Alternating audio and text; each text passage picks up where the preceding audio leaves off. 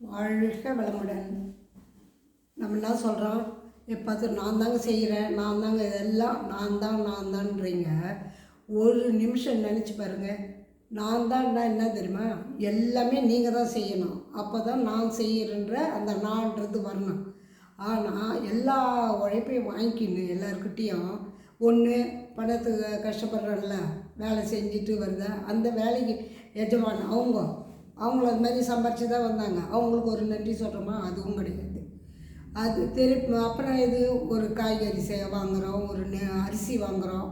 இதில் எத்தனை பேரோட உழைப்புக்குது எல்லாம் சேர்த்து தாங்க நீங்கள் நான்றது வருது.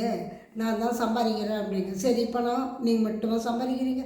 சரிங்க, நீங்கள் மட்டும் சம்பாதியத்தில் குடும்பம் நடக்குதுன்னா அப்போவும் நான்றது வரக்கூடாது. ஏன்கள் அந்த அரிசி வாங்கிறது கூட அவன் எத்தாந்து கொடுத்தா தானே, அவன் நெல் விளைச்சா தானே. அப்போது எத்தனை பேரோட உழைப்பு இருக்குது. அதனால் நீங்கள் நான்றது மட்டும் சொல்லாதீங்க.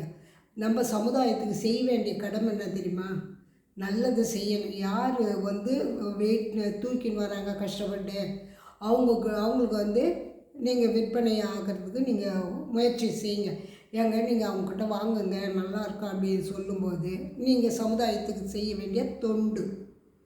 அதேமாதிரி உங்களுக்கு இருக்கிற அறிவு இல்லாத பிள்ளைகளோ இல்லை பெரியவங்களுக்கோ அறிவுரை சொல்லுங்கள். நானும் கொஞ்சோண்டு அறிவுரை வச்சுக்கின்னு சொல்லிட்டு எத்தையோ ஒன்று பேசக்கூடாது. அவங்க சொல்கிறதுக்கு நீங்கள் பதில் கரெக்டாக இருந்தால் அவங்க ஒத்துக்கினான்னா அது கரெக்டான பதில்.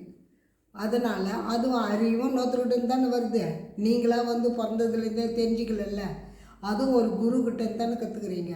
அது மாதிரி ஒவ்வொரு பொருளுக்கும் பாருங்கள், நான் சாப்பிட்றதில்ல, காலையில் எழுந்து ப்ரஷ் பண்ணுறதுலேருந்து எத்தனை பேரோட உழைப்பு. அதெல்லாம் நம்ம உட்காந்து சாப்பிட்டு இது வேறு சொல்லிக்கிறோம். நான் தானே வீட்டுக்கு சம்பாரித்து போடுறேன், நான் தானே இங்கே போகிறேன் அங்கே போகிறேன்றது. நீங்கள் மட்டுமே எல்லாம் செய்தால் நீங்கள் சொல்லுங்கள். இனி நான்ற வார்த்தை இல்லாமல் நான் செய்யறது என் கடமைக்கு தான் செய்கிறேன், நான்றது கிடையாது.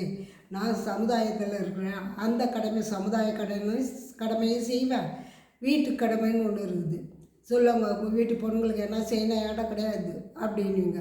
அது கடமை. எனக்கு கூட பிறந்தவங்கள உங்களால் முடிஞ்ச ஒரு 10 ரூபா அவங்களுக்கு கொடுத்து பாருங்கள். சொல்லுவாங்க, எப்போவுமே அம்மா வீட்டிலேருந்து ஒரு சேலை கட்டியாரணும். ஆசைப்பட்டது எது தெரியுமா, ஒரு பெண்கள் ஆகிறவங்க அம்மா வீட்டில் சேலையும் கணவர்கிட்ட பூவும் தான் எதிர்பார்ப்பாங்க. ரெண்டுமே சிம்பிள் தான். அவங்க ஹை லெவலில் கேட்கல. இப்போ இருக்கிறவங்கன்னா சம்பாதிக்கிறது மேலே எனக்கு இது வேணும் அது வேணும்னு கேட்குறாங்க. இயற்கையாக பெண்களுக்கு இருக்கிற குணம் என்னென்னா, ஒரு தாய் விட்டு சீதன்னு ஒரு சேலை. அதே மாதிரி கணவர்கிட்ட கேட்க வேண்டியது ஒரு முழம் பூ. அப்புறம் வசந்தான் எது வேணாலும் வாங்குறது கேட்கலாம், இது ஒன்றும் உண்மையான இது ஒன்று அதுதான். அப்போ அவங்க நான்றதே சொல்லுவேன், எங்கள் வீட்டுக்காரர் வாங்கி கொடுத்தாருன்றாங்க. அது எப்படி இருக்கா? அப்போ அவரோட உழைப்புன்னு தெரியுது. அப்போ எல்லாத்தையும் அவங்க அட்ஜஸ்ட் பண்ணுறாங்கன்னு அர்த்தம். நீங்களும் எவ்வளோதான் வசதி எது இருந்தாலும் நான்ற எண்ணம் வராமல் மற்றவங்களுக்கு செஞ்சு பாருங்கள். சமுதாய கடனை செய்யுங்க. வாழ்க வளமுடன்.